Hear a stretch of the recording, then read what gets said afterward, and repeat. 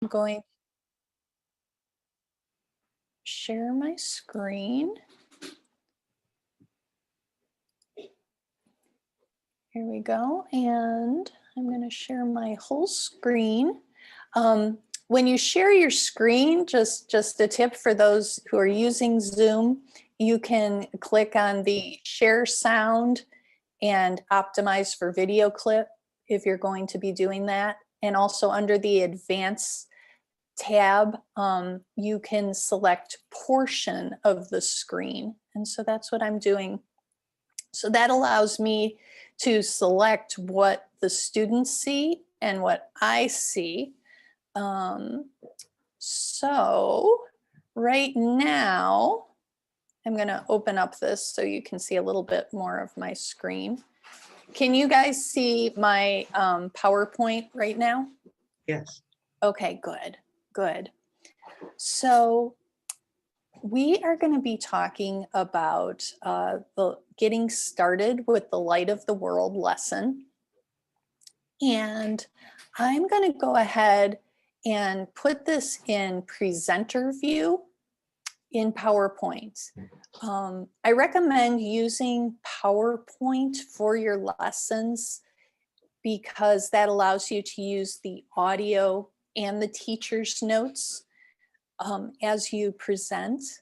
You can also use it in other formats. So you can use Google Slides or you can use the PDF handouts. But for full function, if you want to be able to use the audio, I recommend using PowerPoint. And I'm going to click here on slideshow presenter view.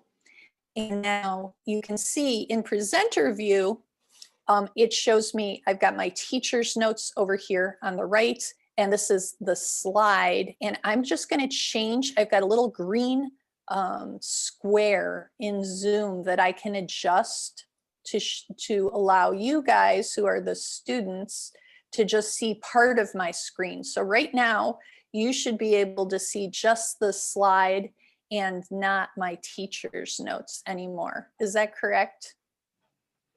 Yes. Okay, great.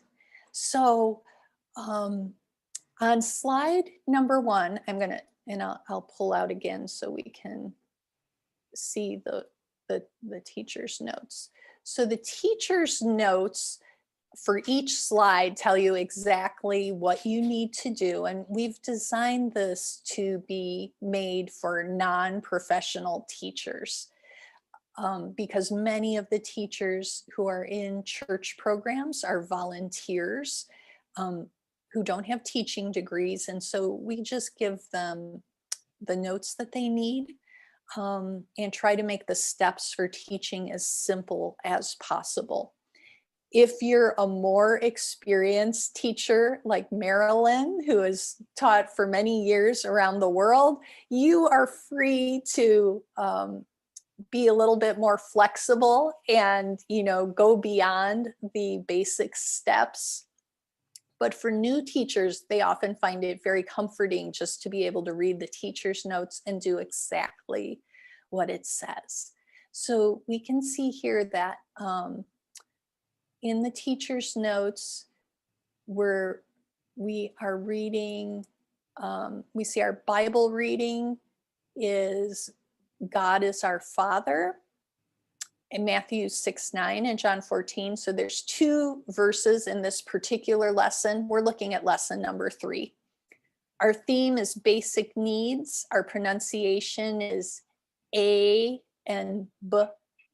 So when you see it capitalized, that's the long A sound, A and B. The grammar we're working on is I need. And in preparation, this tells you as a teacher what you need to do is always pray to start out. Pray for yourself, pray for your students.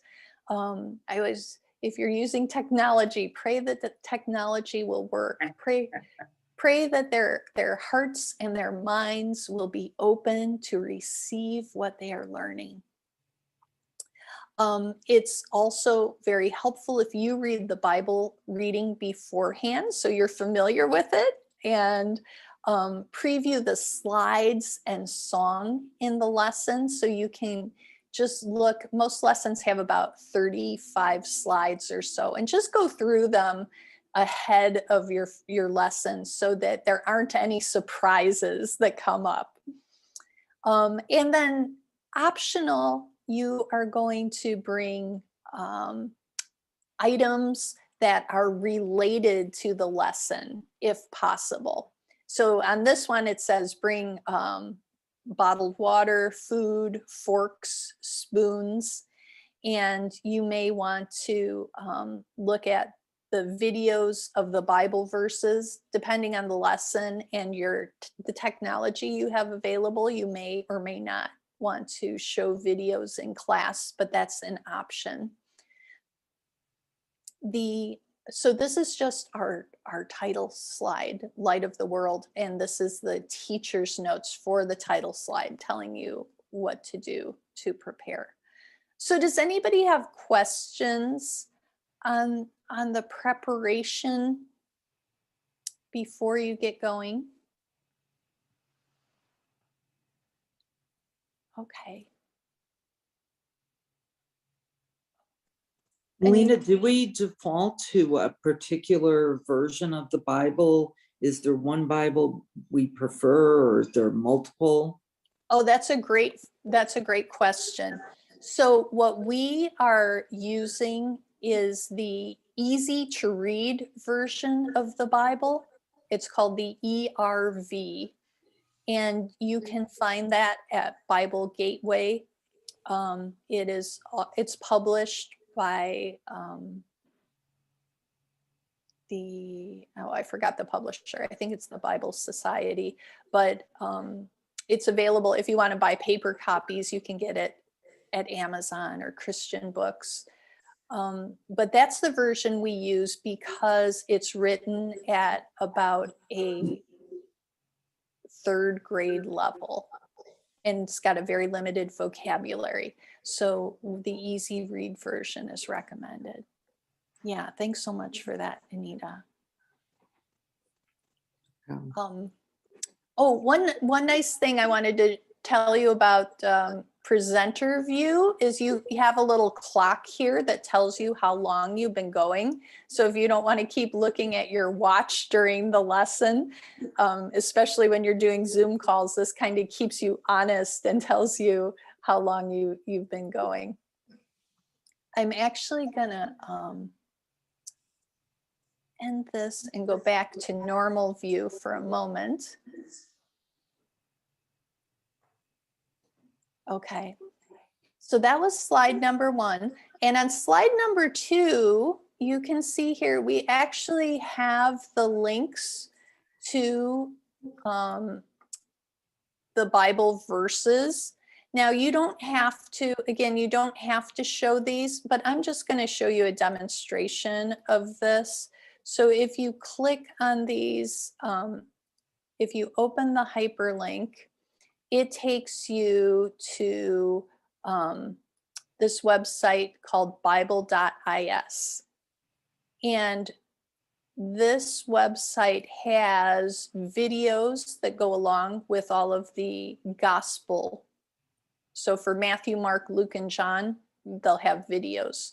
But that's not the most important part. The most important part is they have almost 2,000 languages available.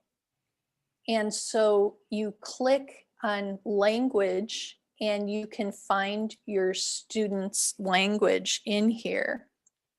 So if we want to find Portuguese, and of course I've got the spinning circle, it's going really slow right now. I think it may be a little bit of overload on my computer because I'm doing Zoom and recording and trying to do this at the same time.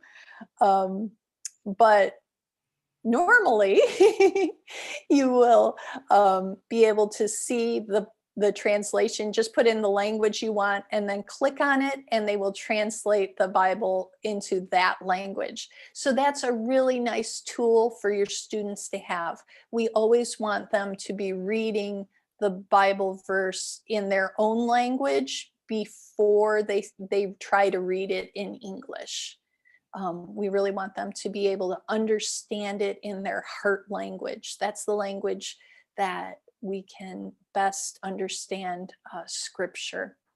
And so you can see here for Portuguese, we actually have a number of translations of Portuguese, and you can have the audio and text so they can hear it, or the text only, and then you can read that. Oh, Bible League International. I'm sorry, that was the publisher of ERV that I was not remembering at the moment.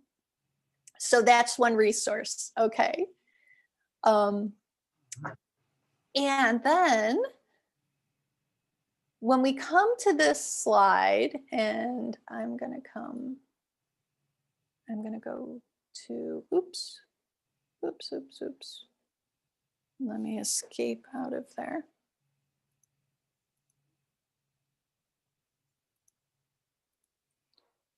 I wanted to go to presenter view. There we go. And so on slide number 2, it always says pray, review, and preview. And this is when you go over these slides in sequence with your students. This is the slide where I usually say a prayer. And I built this in here with pray so that we remember to pray, because I can't tell you how many times during my lessons we start chit-chatting at the beginning and then the lesson's halfway over and I go, oh, we forgot to pray. So this is kind of a reminder that we're going to pray. And again, if you look at this teacher's notes, it gives you some suggestions. Pray for your class. And you may want to thank the Lord for being our Father, which is our theme. Check the homework and review. Now, this depends. You can be flexible. Some teachers like to check the homework at the beginning of the lesson. Some teachers ask their students to submit their homework before the lesson. So especially if you're teaching online, you may want your students to email you or text you their homework so you can check that during the week and it doesn't take up a lot of time during your lesson. But whatever works for you and your students is fine. And you're gonna, if you are checking homework, ask the students to read aloud or recite their homework from the last class. So we always have a memory verse we'd like them to recite. If we're, again, you can have your students just send you an audio recording of that during the week between lessons if you want to save time. Check their written work. Make sure they've read Matthew 6:9 and John 4:14 in their native lessons, and review the main points of the previous lesson as you do the homework and ask if there's any questions. So we never want to rush through these lessons. We want our students to be prepared for the next lesson. And so if they really haven't mastered what we learned in the previous lesson, spend time going over that before you jump ahead, because these lessons build upon each other. And if they're stuck and they really don't understand something in lesson 2, they're going to have a lot of trouble in lesson 3. Melina, I have a question. Yeah. So if you have a new class, for example, and there's a few students and you see a pattern, they all got something very mistaken. Do you ever create slides or project their homework somehow on the screen? Or is that not something we do?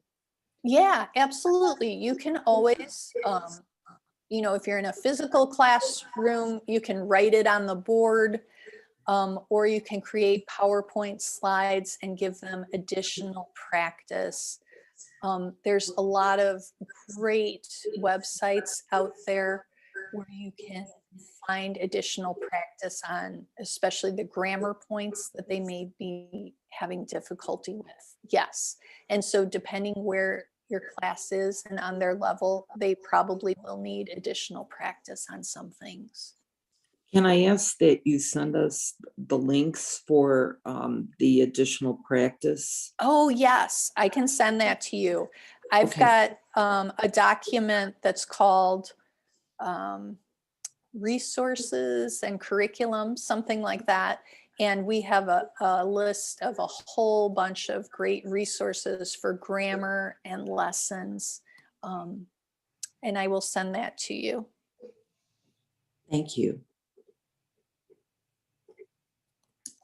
Okay, any other questions on this part? All right, so then we are ready to go to slide number 3, which is the theme picture. And this is the chance for your student to get warmed up in English and show what they already know. It takes your brain a while to switch over to a new language.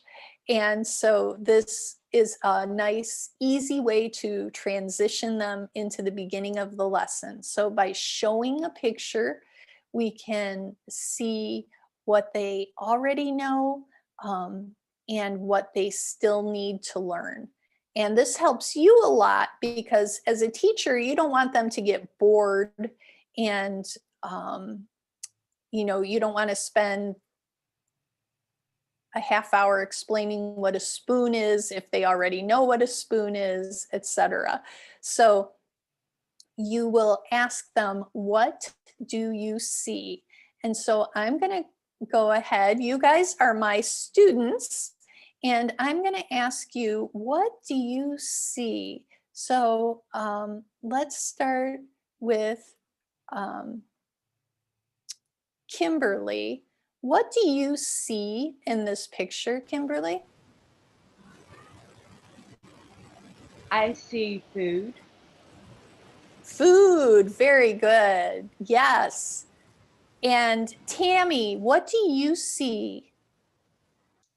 I see flowers. Flowers, very nice. Yes, there are flowers. Marilyn, what do you see? I see a family at a table. Yes, a family at a table. Terrific. And Kezia, what do you see? I see cup of coffee. Cup of coffee. Terrific. Inji, what do you see? I can see plate. Plate. Great. Very nice. And let's see. And then I can annotate on my screen and say, Anita, what do you see? Let's see. What is this? What do you see here? A water bottle. Good. I read your lips. You were muted, but I could see a water bottle. Sorry. Great, great. Very nice. Now, another thing we can do if you're using Zoom or if you're in a classroom where you're projecting this, you can also have students come up to the picture and point at it. Or since you guys are on Zoom, you can also annotate on the screen. Just as I drew a circle on this, you can all do that by clicking on there's a more button on your screen with 3 dots, and then you should see something that says annotation tools. And then that'll allow you to annotate on the screen. So that's kind of a fun thing you can do. Each person can have a different color and write on it. So after we do this and have them just talk about the picture, you'll notice that some people may only know a couple of words, or they may not know any. That's fine. And some of your students may know a lot. They may be able to say, complete sentences. I see a family eating at a table. And others may only be able to say girl, right? But that's fine because that lets you know where they're at. Then when we go to the next slide, it actually shows us the key vocabulary words for this picture. And so you can go ahead through this, and I'm gonna model them and then have you guys repeat them. So number 1 is spoon. Can you repeat after me? Spoon. Spoon. Spoon. 2, fork. Fork. Fork. Fork. 3, table. Table. Table. Table. Good. 4, bottle. Bottle. Nice. 5, water. Water. Water. Good. 6, food. Food. Food. Very good. Nice job, you guys. Okay. And now I'm going to ask you, Joseline, what is this? Is water. Water. Very good.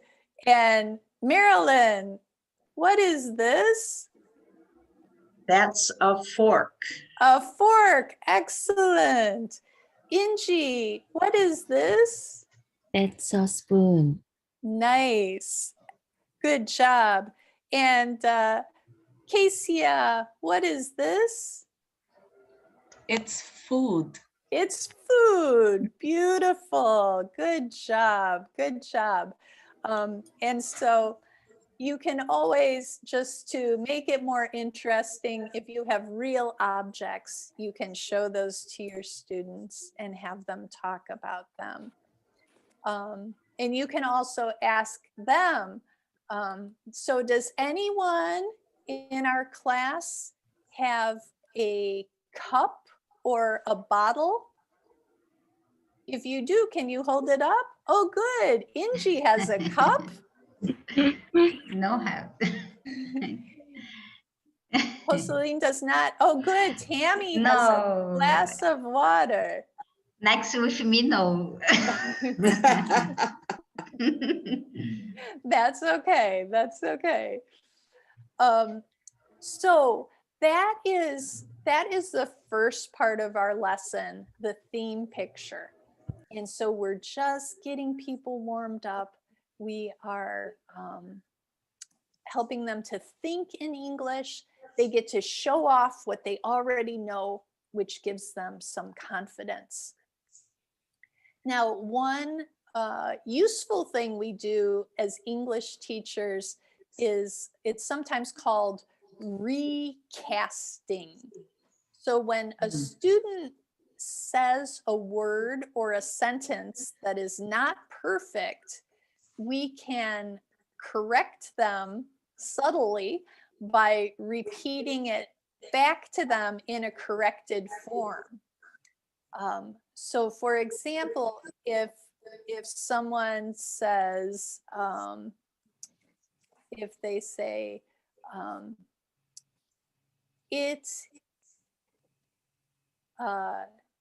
it fork, I can say, yes, it is a fork, right? So I can say yes, sort of affirming that they got it pretty correct, fork, but then correcting their sentence. Instead of it fork, I say it is a fork.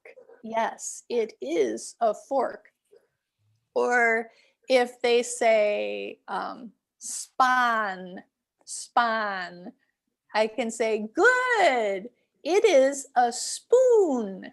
It is a spoon. And then let them repeat again with the corrected pronunciation. So we always want to be encouraging instead of saying, no, that's terrible. We want to, whenever possible, affirm their attempt at getting it right and guide them into the correction. So let me ask you guys, some of you who have been already teaching using theme pictures, are there any problems that you have encountered or difficulties that your students have with the theme pictures at the beginning of the class? I found some problems with pictures in our curriculum or from our experience. So we are teaching students in developing countries, right? Mhm. So there are no object in their countries sometimes. Okay. Mhm. So sometimes we teaching some kind of dream house, something like that, because we want them to imagine their future or something. At the time, there is no kind of rooms in their life. Or that is a kind of culture difference mixed. So it is not match the object between us and them. So in that case, I found some problems. So yeah, sometimes they never experience object or animals, something like that. So yeah, I found some problems. Yeah, that's very good. Yeah, and we need to be sensitive about that, because sometimes it's just a cultural difference, right? Maybe they don't use a fork to eat, they use chopsticks.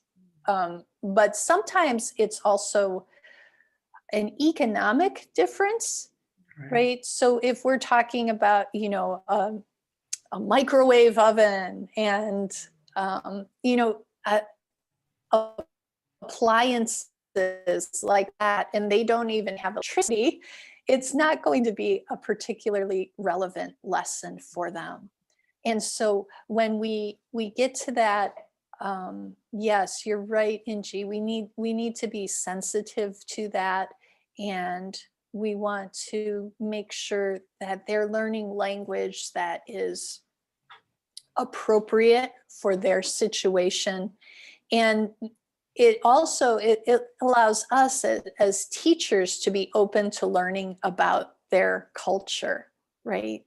And so if they say, well, we don't have plastic bottles of water, we get water from the well at in our village, and we carry it in a clay jar or something. You can ask them, well, where do you get water, or what do you use to eat, or does your family sit at a table? Those kind of things, and that can help us learn more. That's a great point. Thank you so much for bringing that up. Anyone else? I was just going to add that it might be helpful in that instance to hopefully have more objects on your part that would be appropriate for them to Mhm. fill in instead of using the micro. Use what they know. Mhm. Yeah. And also have them show you, if they have things, especially, um, if they are in the classroom and they have a bag that they brought to class, they can show you objects in their bag and you can teach them the English words for those. Or in their home, I know when Marilyn is teaching Alexander, there's a chicken, there's a rooster often that's crowing in the background. Many. Benny the rooster? No, many. Many roosters, yes. And so then that can become a point of conversation. The rooster is making a noise. Kimberly also says it helps to bring up new vocabulary for discussion. For example, I had to explain whiteboard, green board, blackboard, in the classroom setting. Uh-huh. Yeah, so it's going to be a lot different, right? Depending where they are, and that gives us a chance to talk about new things. And a nice thing that you can always do is, because our slides are editable, if you are working with your student, let me go ahead and share my desktop once again. You can write on these slides new words. You can add new text onto them and put in other things that you see in the theme picture. And do you guys see my slides right now? Yes. Okay. I'm never sure, because sometimes I see it and you guys can't see it. So what I can always do is create a text box using Zoom or using PowerPoint and write new words on there that students might say. Like someone noticed the flowers in the picture, but flowers wasn't one of the words that was written there. So I can go ahead and write the word flowers and point out the flowers are there, or the coffee is there on the table. And other words they might say, like family, that were not listed in these 6 words we're studying on the slide, but are important and they want to know nonetheless. Melina, in that situation, do you just point out words? All right, this is lesson 3, but assuming it was lesson 43, would you only point out words that were previously covered, or could they be totally new words that are going to be covered in future lessons? You know, it can be anything that the students ask about. So if they point to something in the picture and like flowers or fruit, we haven't learned those words yet, but they want to know what's the name of that, you can bring it up. You don't want to go into, if they don't ask about it and it's not in the words, I wouldn't bring it up at this point, because this is really just to determine what they already know and to get them comfortable. But anytime a student is curious, that's a teaching point where you do want to introduce the vocabulary they're interested in. Thank you. Sure. Great question. And typically, we don't spend a huge amount of time on the theme picture, because the next slide that we go to is going to be the vocabulary, and that's when we get into studying more vocabulary words. So the whole theme picture process is usually less than 10 minutes of your entire lesson. It's just kind of a warm up. They show off the language they know, they start to get comfortable. And then after that, we'll go on to the next part, which is teaching the vocabulary. I also wanted to talk to you guys about the importance of team teaching.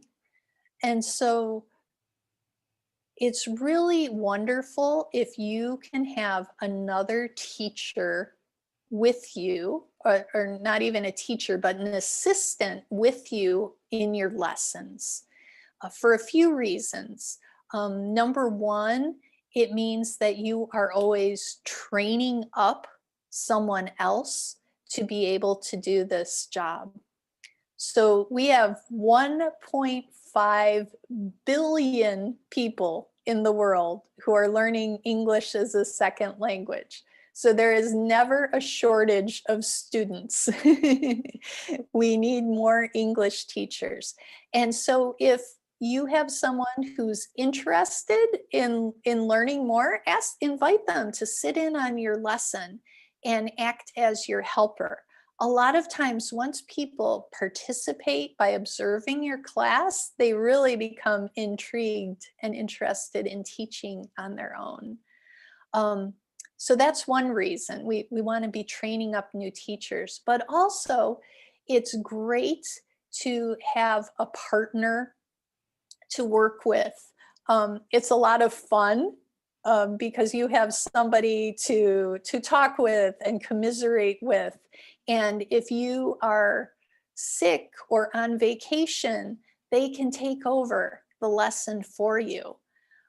They can help you during the lesson by maybe they can handle the technical parts of Zoom, for example, so you can teach. Or if you have a larger class that's multi-level, if you've got 2 teachers, one can be giving extra help to the students who need it, and the other one can be working with the more advanced people. It's nice because you can have somebody to help check the homework. There is a lot of homework that needs to be checked, and that's time consuming. And so if you have a teaching partner, you can divide that up, and they can check the homework one week and you can do it the next week, or they can do half the students and you can do half the students. But so consider that if you don't right now have a teaching partner, consider getting one. And if you need help, let me know, because we have a number of people who have completed our teacher training, and they don't quite feel confident enough to lead a class on their own, but they would love to work with a more experienced teacher and learn that way. So I have a question, Melina. In doing that, so say you have 4 students and you're doing this all electronically, and there's one student that's really having a difficult time with pronunciation of whatever the sounds and the words are. All right, you have your helping teacher. You want them to split off with them, but if it's all on Zoom, how do you split off? Well, one thing you can do is breakout rooms. Okay. And so I'll just demonstrate real quickly. I'm gonna create 2 breakout rooms. And so you're gonna see a little note that asks you to click to join a breakout room. So just go ahead and do that. Join a breakout room.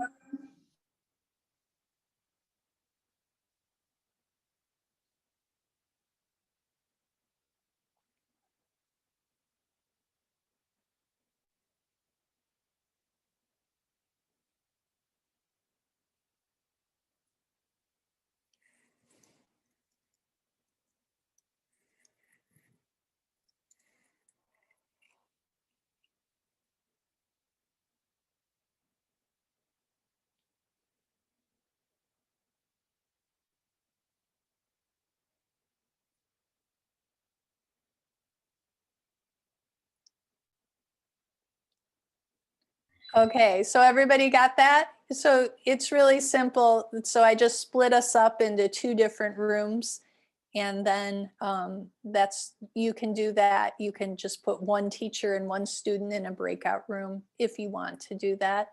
Or the students who need more help, you've got a couple of options. You might offer them additional tutoring. So maybe they might meet with you an extra session during the week.